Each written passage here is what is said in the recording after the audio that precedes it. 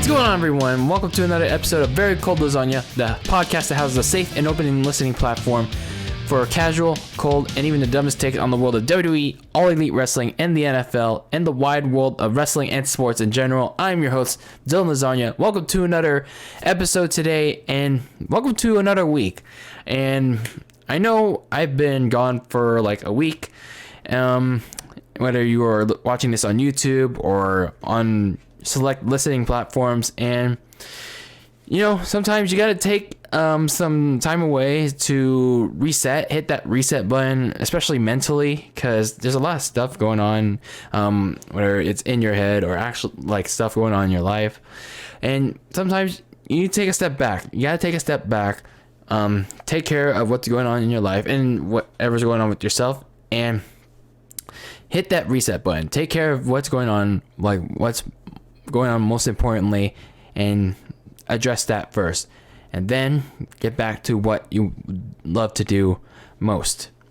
And I just had to hit that mental reset, had to take some time away, you know, to relax a bit, for a week, and come back, get stronger, and hopefully we can get some even more dumb takes on the world of wrestling and sports going forward. And you know, it's always a good thing to take a break, especially when you don't feel like you're in the right mental space.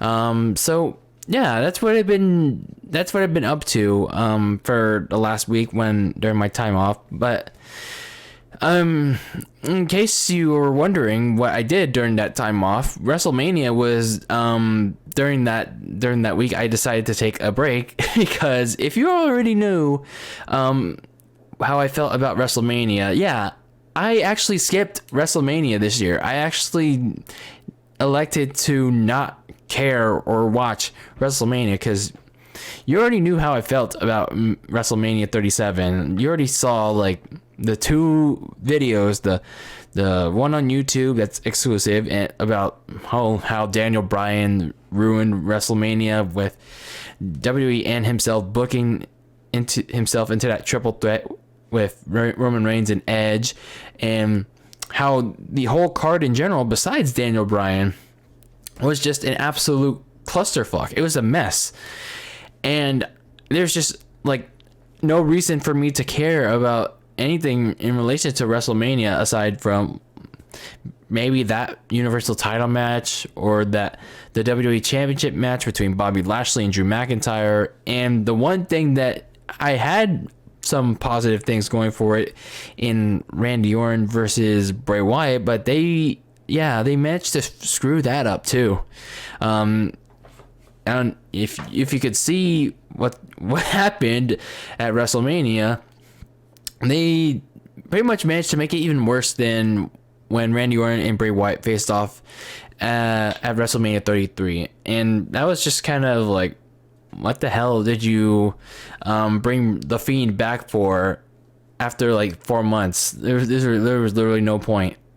This is like, I hate to say it, like I don't like saying buried all that often, but I kind of tend to do so. But yeah, it's kind of over for Bray Wyatt's Fiend gimmick. Like, I'm sorry to say it, it's like no matter how many times we've tried to give it a chance, it's over. It's over for the Fiend. I hate to say it. And then not only that, there were a bunch of other crap that was pretty much filler, and there were a lot of things like that just didn't stand out. And I will say, the crowd being back, like actual fans being back there, I guess it was kind of cool to see. But other than that, yeah, not really much interesting in note at WrestleMania 37. I did hear that there was like a rain delay at Mania, and that was pretty sketchy. But yeah, I didn't really care for WrestleMania other than that. Hopefully everyone was okay. Everyone was all right before they proceeded to continue the show. So during my week off and like avoiding WrestleMania, not skipping it. I did a couple things during my time off. I actually managed to watch Godzilla vs. Kong. It was an okay movie. Like for the overall plot, it's all right. A lot of emphasis is on the human characters and not so much about, what the movie's supposed to be about, Godzilla versus Kong. And the fight scenes are actually the highlight of the movie, but other than that, it's like all right, I guess. I have a very large video game backlog, so I did my best to like clear that up, and I didn't really have much like success doing that, but I'm still trying to clear that out. And I managed to do a little bit of spring cleaning because this little space I have is a mess. It's pretty much a mess. And during my time off, I was watching some things that we are going to get into today, which is the main topic of this show. That is some 2021 NFL draft videos. Yes, that is right. This filthy casual of a fan actually went to watch some draft prospects. Yeah, I'm insane. This filthy casual is insane. So we're going to get into this. This is going to be a very interesting show. This is actually the hardest show I had to put together because I knew nothing about this topic at all. So we got a very interesting show for you all today. We're going to be putting together a scouting report. I say in air quotations, scouting report on, I put together a list of 10 prospects. Half of them are quarterbacks, by the way, because that's the hype sensation in today's NFL. We're going to be putting together scouting reports on the 10 prospects I think are going to be the next big thing in the NFL. And it should be interesting. And I know a lot of people that do end up coming into the comments of this video or share it around on Twitter or social media or maybe on the listening platforms will roast me, and rightfully so. The experts, the analysts might have you. They'll roast me, and rightfully so. So before we get into that, we got to do the plugs. So if you're listening to this on YouTube or what have you, you're watching this on YouTube, make sure you subscribe, turn on that notification bell so you'll be notified of each and every video that goes up live on the channel. And if you happen to be listening to this on the audio side of things, make sure you do so on Apple Podcasts, Anchor FM, and Spotify. Do so on that side as well. It really means the world to me. And as always, follow me on Twitter and Instagram at Very Cold Lasagna for all things that I like to share, whether it's inside or outside of the podcast. So let's get into the topic at hand. Boom. This filthy casual is going NFL draft scouting in 2021. We're going to be scouting some of the top draft prospects that's going into this year's NFL draft. Now, keep in mind that out of all these players that I picked, these were the ones that I personally think were good in my mind. Now, there's a lot of good players that are out there. There are a lot of hidden gems. Again, this is just my personal opinion, my personal top 10, my personal you know what I'm getting at this point. So these are just my personal picks of who I think could be the next big thing in the NFL, once they get selected in the NFL draft.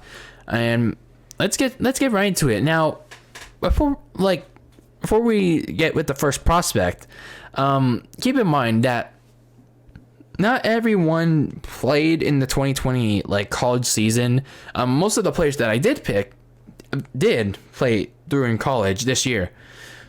Again, not everyone did because some of them opted out during COVID or they were injured.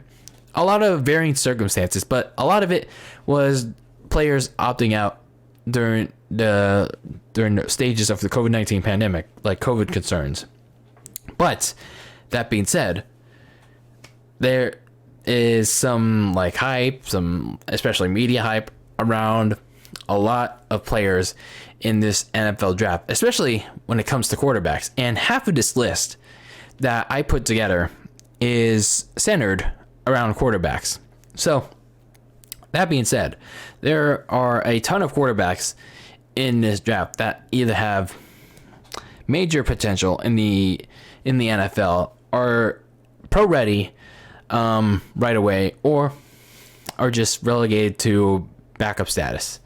So half of this list is that I have here is quarterbacks, and if you're looking for other positions, don't worry. I have at least 5 players that are non-quarterbacks. And let's get into the quarterback, shall we?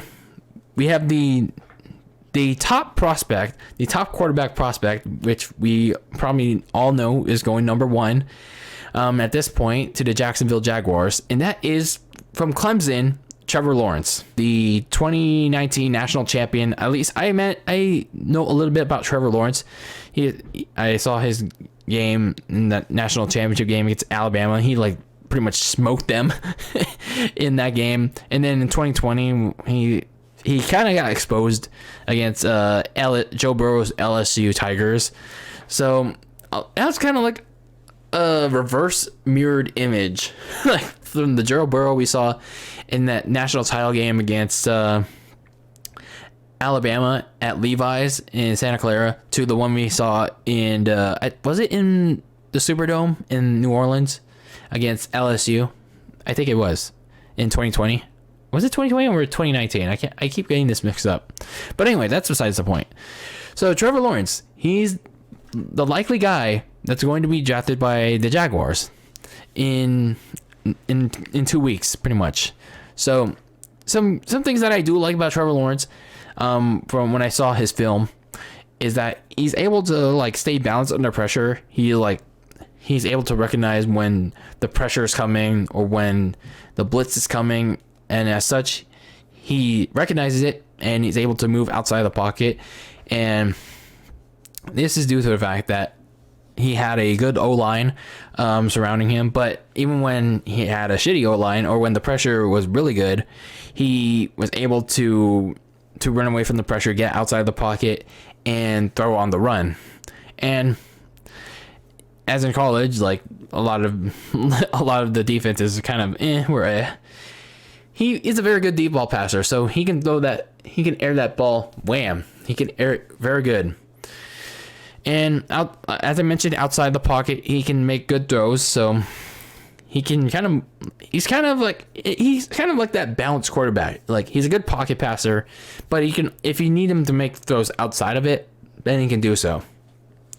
And when he's getting through his read, when he gets through his reads, he's all right. He's pretty good, and especially when he sees his receivers wide open. So far, Trevor Lawrence is kind of like the guy. He's pretty balanced. But when I saw, I was trying to look for weak concerns, areas of improvement. There are some games where he kind of struggles with very tight coverage, especially if he throws it too early. I think if I remember in the national title game, he was trying to get one of his receivers, but the coverage was just not there. It was double coverage, and he tried to throw it into that double coverage, but it just threw incomplete. And yeah, he throws it way too early, and he's kind of inconsistent. Inconsistent. It's not even a word. He's inconsistent with the short and intermediate throws. He's a very consistent deep ball passer, but inconsistent on the short and intermediate pass. There will be times where he throws it okay to the receiver for a 5 or a 10-yard gain, enough for the first down. But then when you need him to throw for not a 20 plus yard throw, maybe a 15 yard throw, he kind of tries too hard, or he kind of airmails it too much. So he kind of needs to work on his consistency when he like gets to the Jaguars. That's if the Jaguars want him. But yeah, he kind of needs to work on his accuracy, because right now, like, it's kind of inconsistent.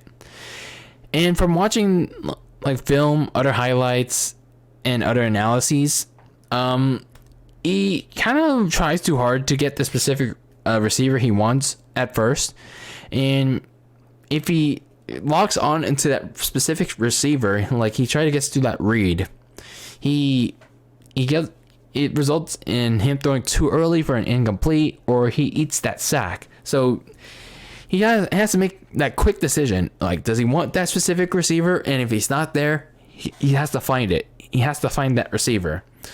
So Trevor Lawrence, he has some flaws, and he has those issues. But if, let's say, he is drafted to the Jaguars, which I assume he is, he has some upside. He has some upside, especially if you give him a good offensive line, like he was in Clemson, and a good set of receivers, which he actually didn't have much in Clemson. It was all Lawrence. And who was that one? There's one dude. There's always that one dude that came through for Trevor Lawrence.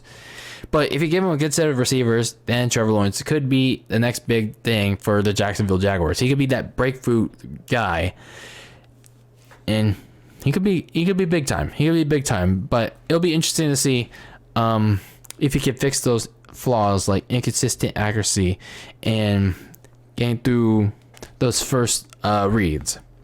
So that's Trevor Lawrence for you from Clemson. And now we have the second best prospect, Zach Wilson from BYU. This is where things get really interesting after Trevor Lawrence. Zach Wilson is being hyped as the second best prospect.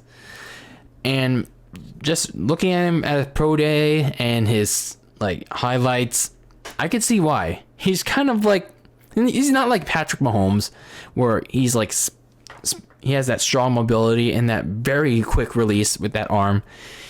He's pretty good. He is indeed pretty good. He's got really great arm strength, and like I said, very quick release with the ball, and he's got strong mobility both on the pass and on the run. And the biggest thing I liked about him, and I didn't mention this yet about any player, because I only mentioned Trevor Lawrence. He has the biggest. This is the biggest trait about him. He's a great team player. He's always willing to improve, which is always something you want to do in life, whether it's in life and football. And in the face of pressure, he actually does well. He recognizes the pressure, and he doesn't always try to rely on running the football. It's like when he sees the pressure, he'll run when he needs to. And when there's pressure, he'll either try to make a play out of it, like not like through running, but try to get outside of the pocket, scramble out of the pocket, and try to find that open receiver. So that's what I like about Zach Wilson. And speaking on that strength, he's smart when it comes to accuracy and going off the script. But we've all seen his strengths. We've already seen his strengths about Zach Wilson. The thing with Zach Wilson though is that he hasn't played against much top competition. Like the defenses that I've seen, like Zach Wilson play against through these various like highlight compilations, is that the defenses that he played were actually pretty weak. And yeah, eventually like Wilson's team would be up by a big chunk. So it was like kind of like you didn't really need to have Wilson do that much. So you also didn't really get to see him under pressure much, or in situations where you had to have him go through like hurry up formations or all that, or make and such. He didn't have to make very quick decisions other than, well, you know, in the first half or like when the game was very close. And I don't remember if this correctly, but he was also a red shirt for his freshman and sophomore season. So even if he wasn't, he was doing okay at best the first two seasons. But then all of a sudden, he has this last season, back in this past fall, and that was his best season, and that was his final season. So it's kind of like, I need to prove something season so I can go to the NFL draft. And this is also a minor thing, but he's apparently also had an injury history with his throwing shoulder and his hand. So something to keep in mind if he ever goes down with an injury in the NFL. So in my opinion, Zach Wilson has a lot of upside with a lot of quality traits that meets today's play in the NFL. You need that dual threat quarterback, has like very great arm strength, very quick release, but also is not like a pure pocket passer. You still want that pocket passer, but you also want them to make plays outside of it. So it's really interesting to see. It's pretty interesting to see. Wilson's got quick ball release, great arm strength, dual threat athleticism, and he takes care of the ball. But again, how is he going to do it at the next level? He's only had one good season, which was his 2020 season, and I don't know how he's going to do. I think it'd be best for Wilson to be on a team where he can just, like, sit for a couple games, like, let him like observe and watch, while whoever is the actual starting quarterback take control for a while, and then if it's not going well, then maybe play the guy. But I don't know if it's not that situation, maybe he can be the starter in week 1. But that's Zach Wilson from BYU, and he has a lot of upside, but is he actually ready to go? Can he actually prove himself if he's in the situation of he's our guy in week 1, coming week 1? That'll be interesting. Then we have Justin Fields from Ohio State. Everyone after Trevor Lawrence and Zach Wilson is up in the air, because Trevor Lawrence and Zach Wilson are pretty much the two guys going the first two. They're pretty much the first two. Everyone else after that is ball game. It's all open. As I mentioned, next up is Justin Fields from Ohio State. This is a guy that's, I think, could be something. It could be something, but he has some work to do. What I do like about Justin Fields is that he has high precision and accuracy. He can stay calm in the pocket and is not too phased by pressure packages. He's got a very strong arm, and if you haven't seen his pro days, yes, I know pro days don't mean too much, and combines don't mean that much, but if you see in his pro days, he's got a very clean deep ball, and you see that clean deep ball in actual games too. He's got some pocket mobility and athleticism, which you absolutely need in today's NFL, and he can take a lot of hits. He can really take a lot of hits, and he can tough it out. So Ohio State, it was a decent O-line, but when the pressure got to him, and Justin Fields got the ball out, he took that hit and got up right away. He's a very tough dude. And unlike Trevor Lawrence and Zach Wilson, Fields faced a lot of tough defenses, especially considering he was in that Big Ten conference with, I think, Michigan. Jim Harbaugh's Michigan was in there too. So there's a lot. That was a lot of tough defenses in like the conference that Ohio State was in. So a lot to like with Justin Fields, but his his reads can be very mixed. If he can't process the defense correctly, then he's gonna have some issues like getting the ball out. But if he can, then he can be really good.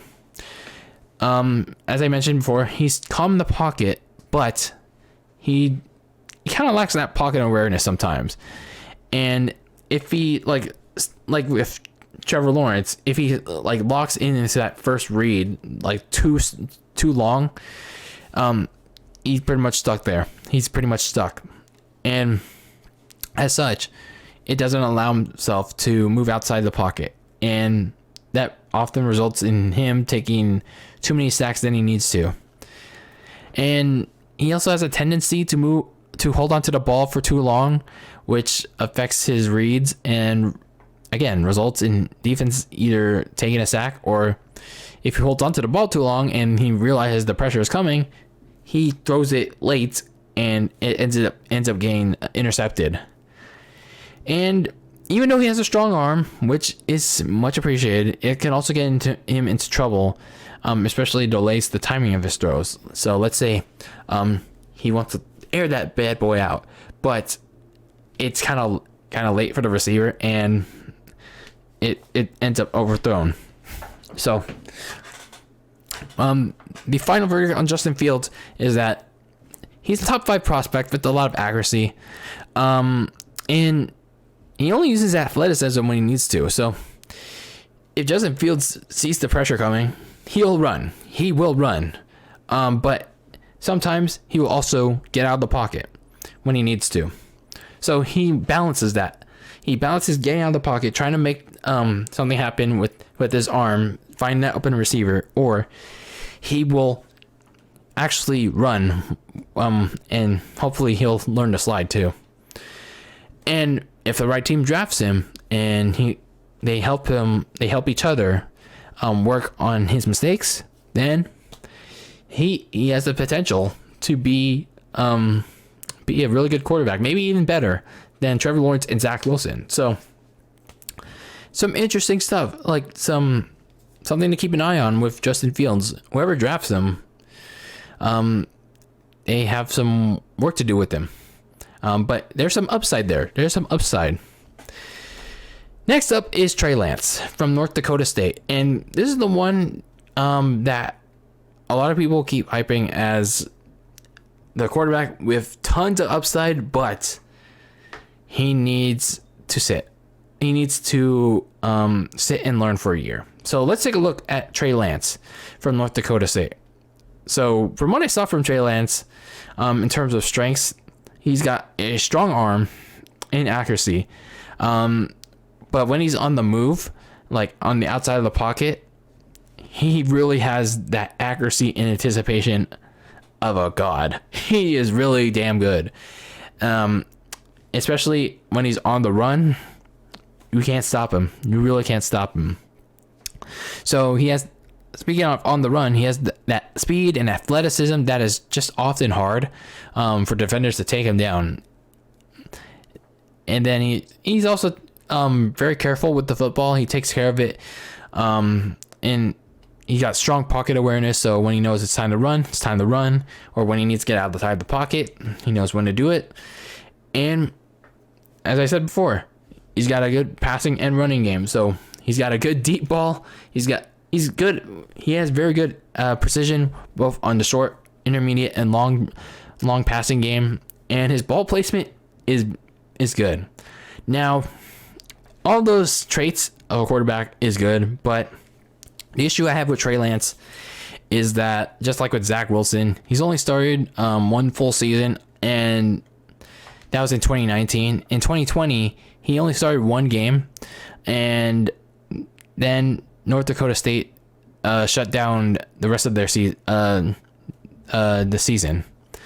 So from what I've seen, also, is that in those games that Trey Lance did start, he led by a lot. His team led by a lot, and he didn't really have to do too much. He really didn't. All he had to do once he got that big lead is he just pretty much had to hand off the ball, and that was it. So a pretty small sample size for Trey Lance. And he's also had the tendency to kind of be like Lamar Jackson.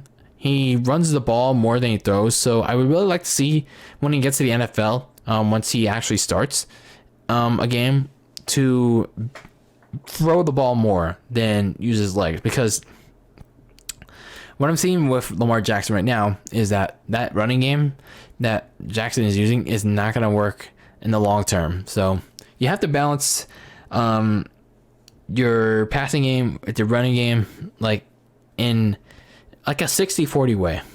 Like, you can use it, but don't use it too often, because it's not gonna, like a super mobile quarterback, like relying too much on your running ability is not going to win you games that much.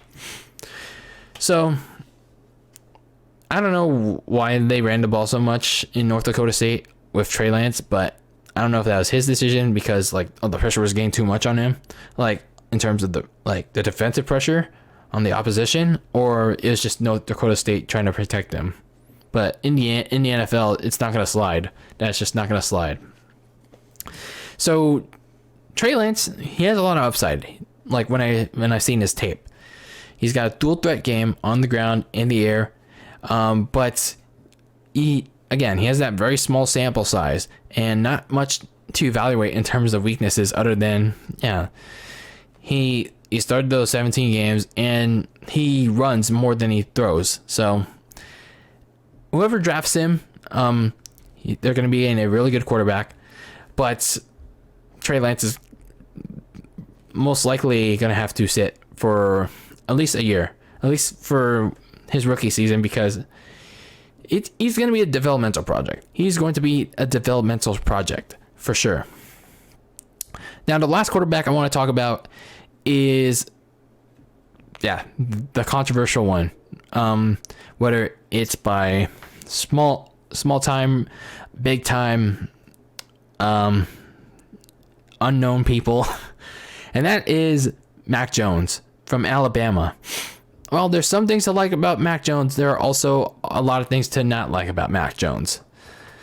And some things to like about Mac Jones is that he's got good arm strength. He really has good arm strength. He gets the ball out pretty quickly. He's got good pocket awareness. He's pretty smart to know where the defenders are. His ball placement from all ranges around is strong. So when you need him to throw the short pass, he knows where to throw it. When he knows how far and how long to throw the intermediate and deep the long ball. And his ball placement is pretty much everywhere on the field. And he's able to get through his reads well. So he's not like Trevor Lawrence where he's locked on into a receiver. He scans the field. He tries to see where defenders are going and all that. So that's some good things about Mac Jones. And also with Mac Jones is that he recently won the national championship in 2021, and he had that good game against Justin Fields' Ohio State. So some things to not like about Mac Jones is that unlike with the other four quarterbacks I just mentioned, is that he does not have the dual threat that the other quarterbacks do. He doesn't have the athleticism, the mobility. So he's a pure pocket passer.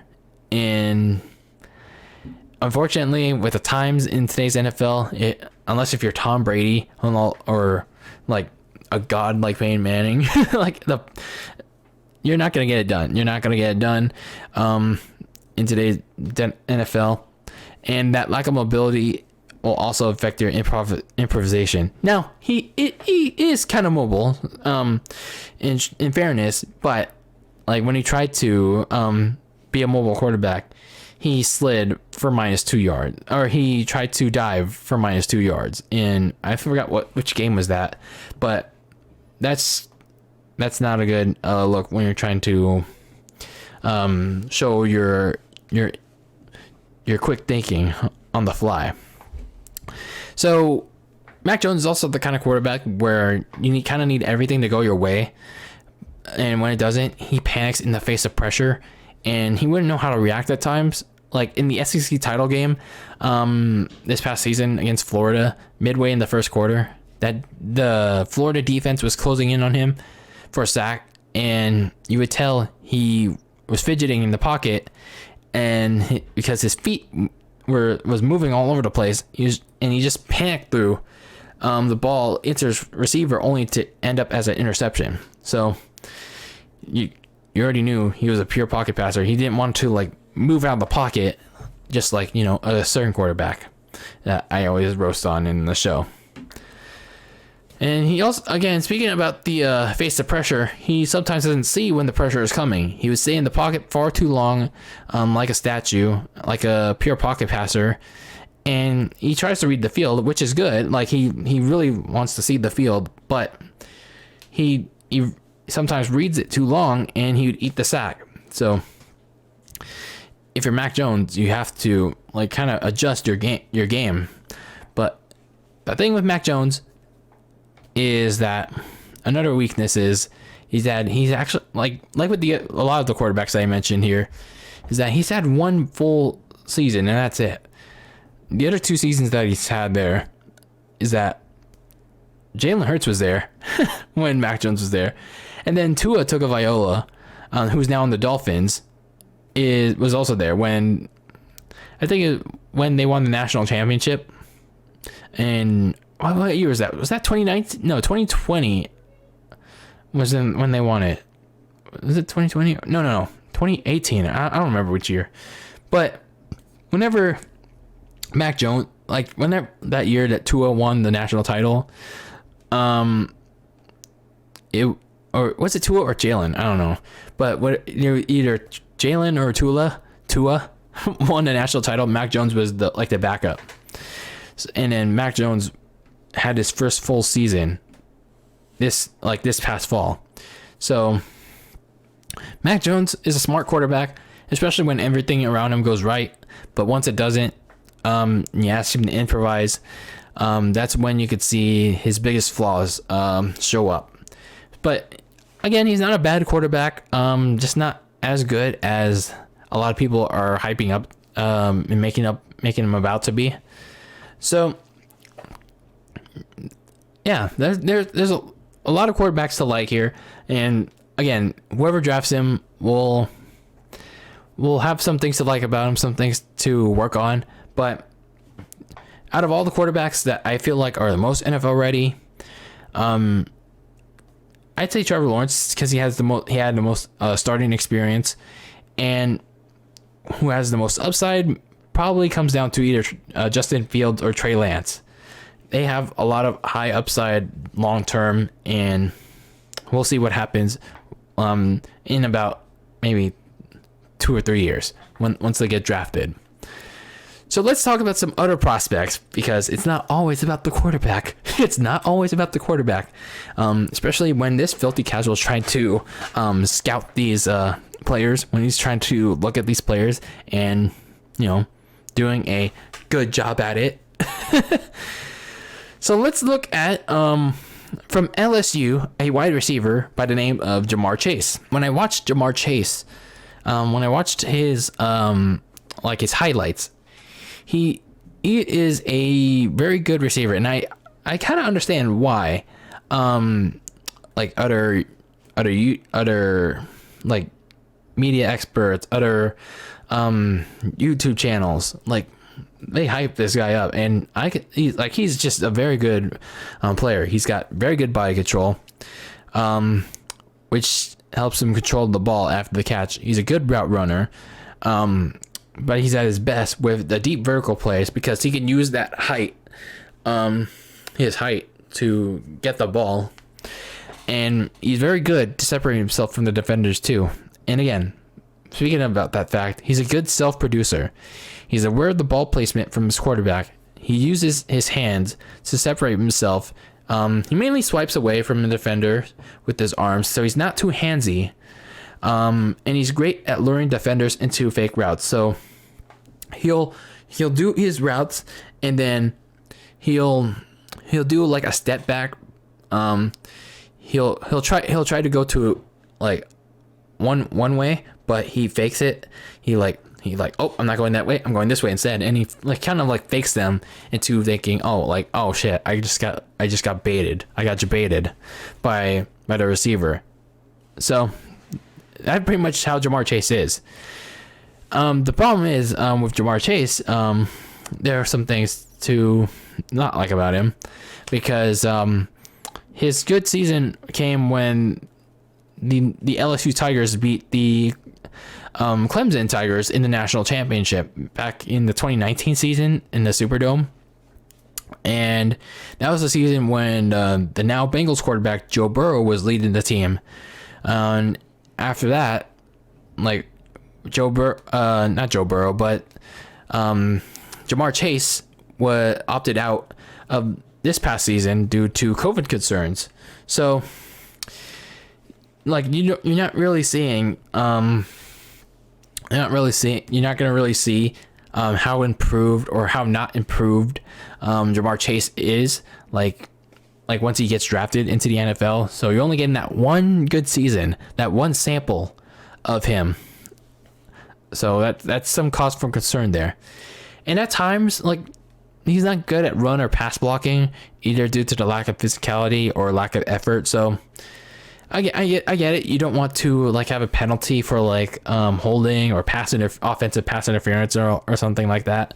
But you gotta at least try, man. You gotta at least try with pass blocking, like helping your teammates out with that kind of stuff. So I do like Jamar Chase. He's a very productive receiver who's willing to do anything to get the ball in his hands, even if he has to fight defenders for it. But I don't know how effective his draft stock is going to be after not playing at all this past season, like in the 2020 season. So I think he can be used best right now as a second or third down deep threat. So not only can he, like, get through his rookie progressions, but also, like, get rid of the rust that was that he probably acquired by not playing in the 2020 season. So, you gotta, like, reacquaint yourself with football. So I do like Jamar Chase. I think he has the highest upside out of all the receivers in the NFL, but it's gotta take some time for him to get reacquainted after not opting into this past season for college. So we have two more receivers, and the next one is Davonte Smith from Alabama. He was on that same national title team with Mac Jones, and when they won it back in January. So some things to like about Davonte Smith is that he's a really good route runner. He allows himself to separate himself from receivers. While he's not a physical receiver like Jamar Chase is, he's able to produce in the air. He has that same good body control like Jamar Chase does, and he has really good hands. He really grips onto the ball very well. He rarely drops it. He maintains control of that ball. And he has really long arms, so that really helps him in the vertical catch. But while he has those lengthy arms and good ball control, he's kind of small. He's kind of undersized, and he kind of lacks that strength that a lot of receivers that I'm kind of skimming through outside of this podcast are. So he kind of needs to, like, bulk up. Now, again, I'm not the greatest fit guy in the room because obviously you've seen how fit I've been. But, for a player of his caliber going into the NFL, you've seen, like, the current crop of receivers like Odell Beckham, Julio Jones, what's Kenny Galladay and all that.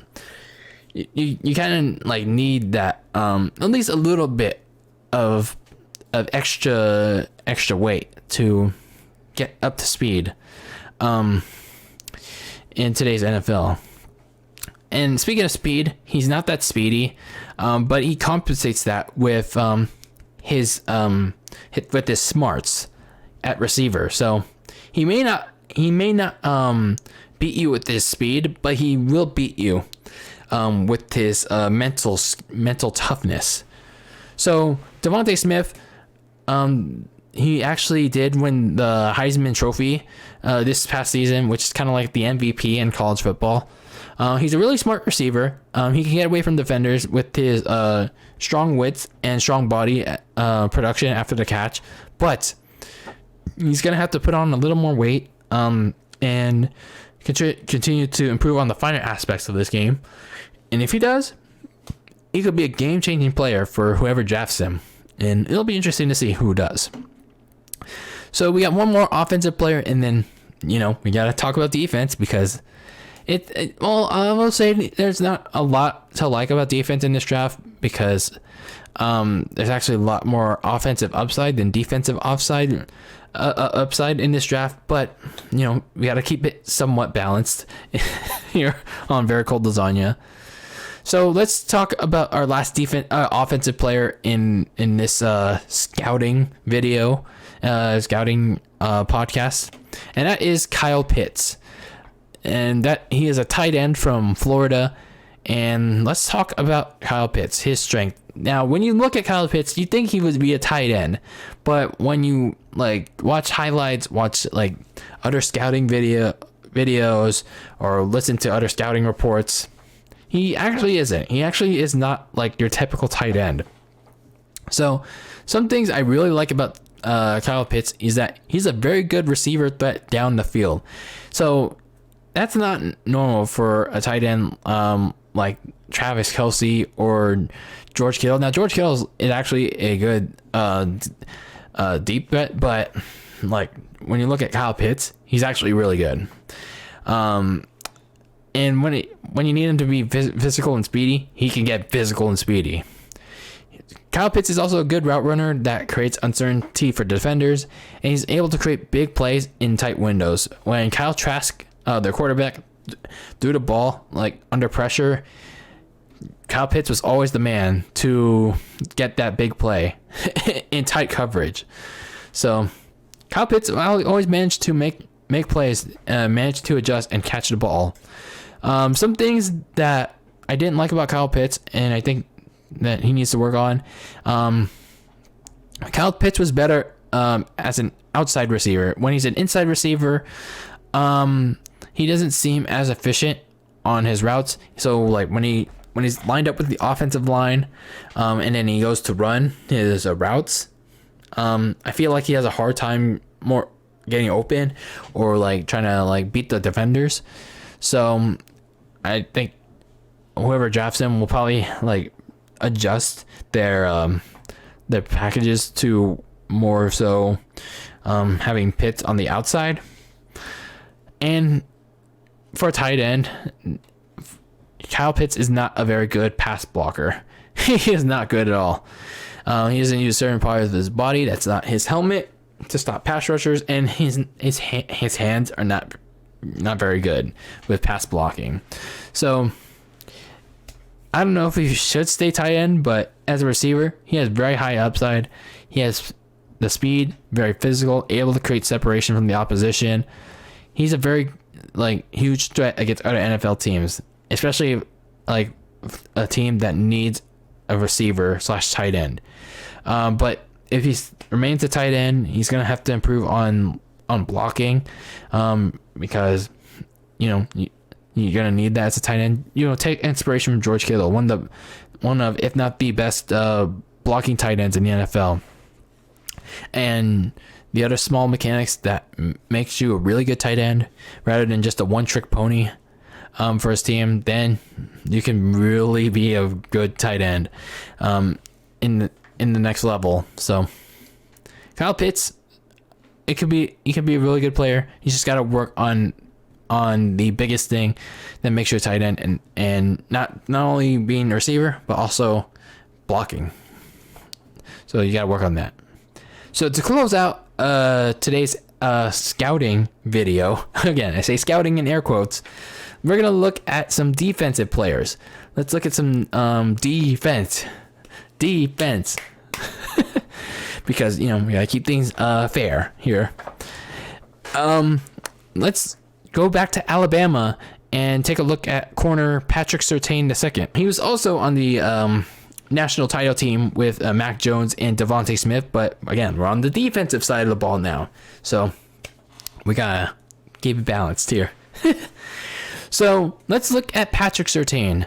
Some things I like about Patrick Surtain is that he's at his best when he covers receivers, when he gets his first feel on them. So what I mean by first feels is that when I watched film sessions on him, he used his hands like when the quarterback yells hike, he snaps that ball, and then when the receiver starts running, when the receiver's about to run, Surtain touches him, but it's not not before the snap, like right after the snap.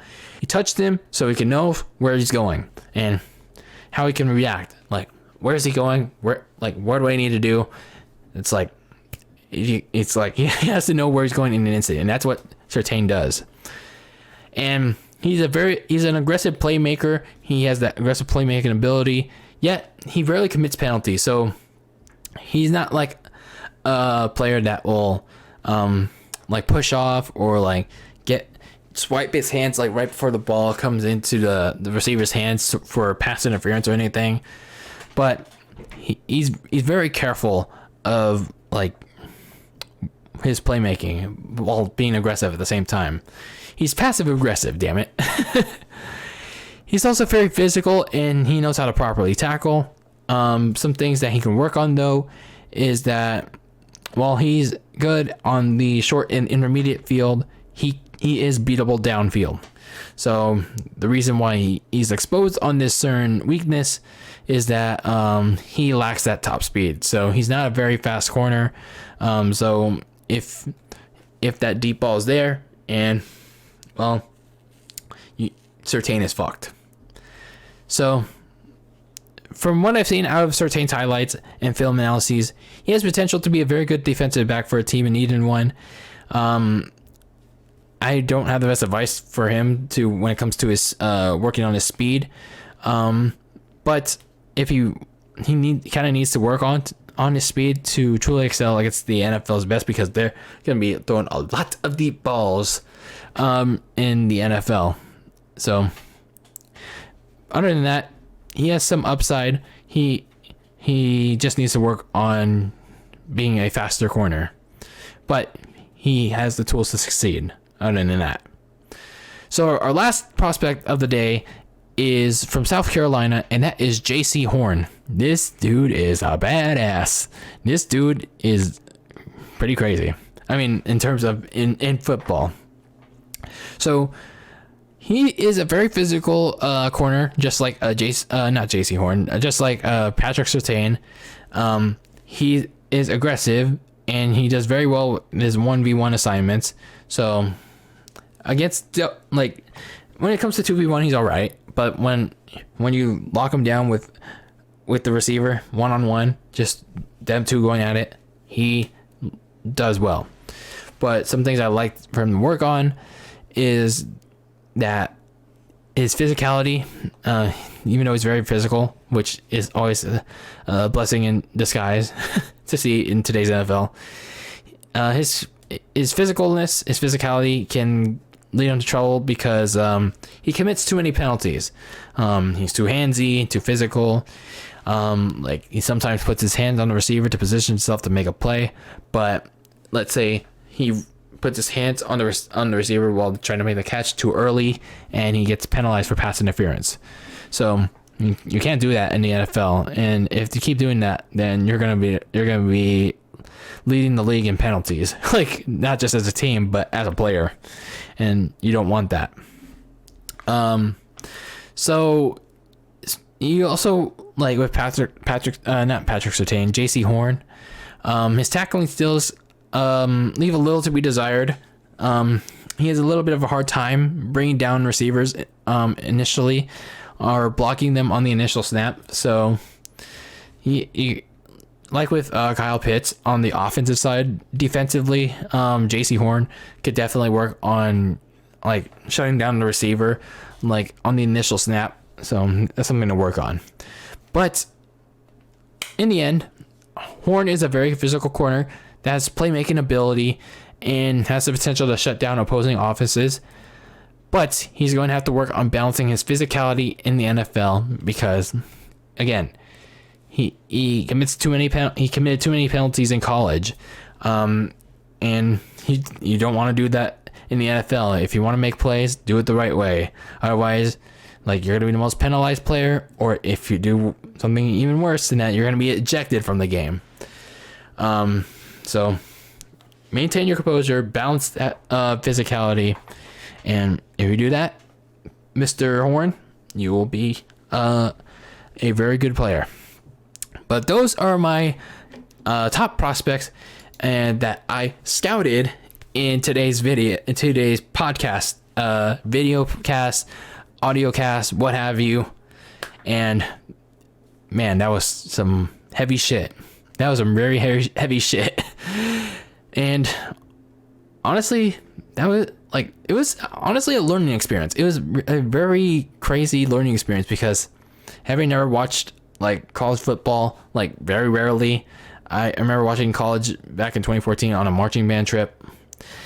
Yeah, I gotta say this was some very interesting stuff. I managed to like see and learn, and it makes me even more excited for the NFL draft in 2 weeks. That like, I can say that the NFL draft is my WrestleMania. It literally is my WrestleMania now. It's not the Super Bowl. It's not WrestleMania itself. It's the NFL draft in 2 weeks. And well, it's going to be interesting who's the future for each and every franchise. So those are my prospects and who I scouted and all that, especially coming from this casual, this filthy guy, trying to scout these dudes, trying to see who their strengths and weaknesses are. And what do you guys think about all these prospects that I managed to try to get a glimpse on in today's episode? Let me know in the comments, reviews, social media, what have you. But that's gonna be it for this episode of Very Cold Lasagna. I am your host, DylanLasagna. Make sure to follow me on social media at Very Cold Lasagna on Twitter and Instagram. Listen to me on Apple Podcasts, Spotify, and Anchor FM. Watch the video cast on YouTube and hit that subscribe button. Turn on the notification bell so you'll be notified of each and every episode that goes live every week on YouTube. And just like with this episode and every other episode, keep that lasagna very cold in the fridge with your cold takes on the world of sports and wrestling. And yeah, I hope you enjoyed this NFL draft scouting episode of Very Cold Lasagna, and it'll be interesting to see what happens in 2 weeks at the NFL draft. And until next time, peace and take care.